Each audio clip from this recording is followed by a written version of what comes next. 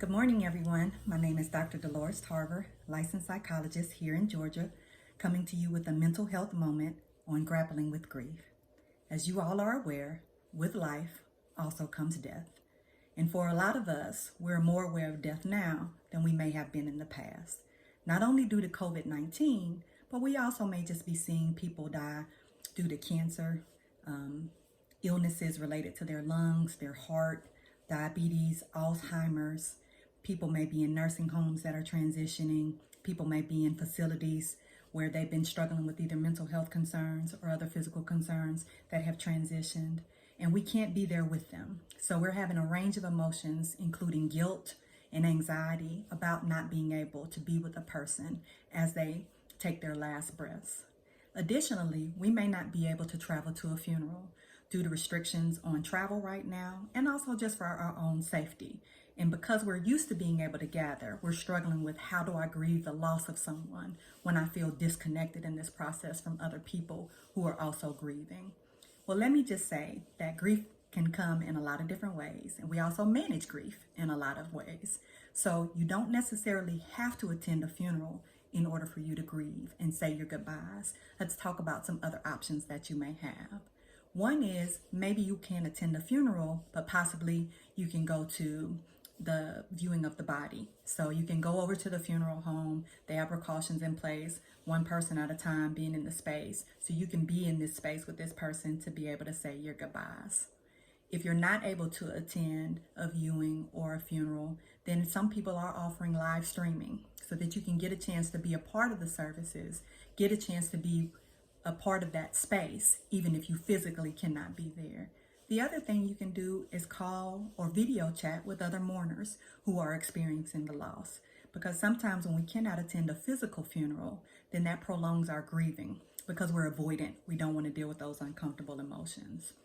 Whether you attend or do not attend the funeral, you want it to be live streamed, you don't want it to be live streamed. What's most important is that you're safe and that you're honoring this person in a way that feels comfortable to you, and that you're also focusing on the emotions that you have related to this loss.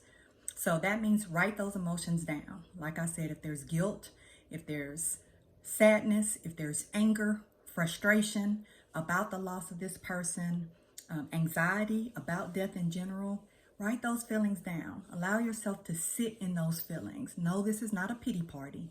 This is you actually expressing your emotions. And that's part of grieving, is we have to sit with our emotions. You don't have to try to fix it. You don't have to try to medicate it with any substances. Sit in your emotions. Allow yourself to feel. Cry if that's what you need to do. There's nothing wrong with that process, right? So then once you've allowed yourself to do that, and again, this may occur daily. This may occur over the period of a year. We all grieve differently. There is no time limit on grieving, so whatever works for you. But once you get to a point where you want to do something to honor this person, that's when you can do something like buy a plant something in your yard to honor them. Sometimes when there's death, we like to have life. And so as you're growing something, that can feel like an honorable process for a person. You can put something in your space to honor that person, maybe an object that they like that you can sit on your mantle or have in your room. You can create a scrapbook with pictures of this person, write down memories of them as you're talking to other people that are grieving. They can share stories and memories for you to put in your scrapbook. You also can just journal about quotes that they used to say all the time, things that they used to say that made you laugh, or words of wisdom that they left for you that you can pass on to other people.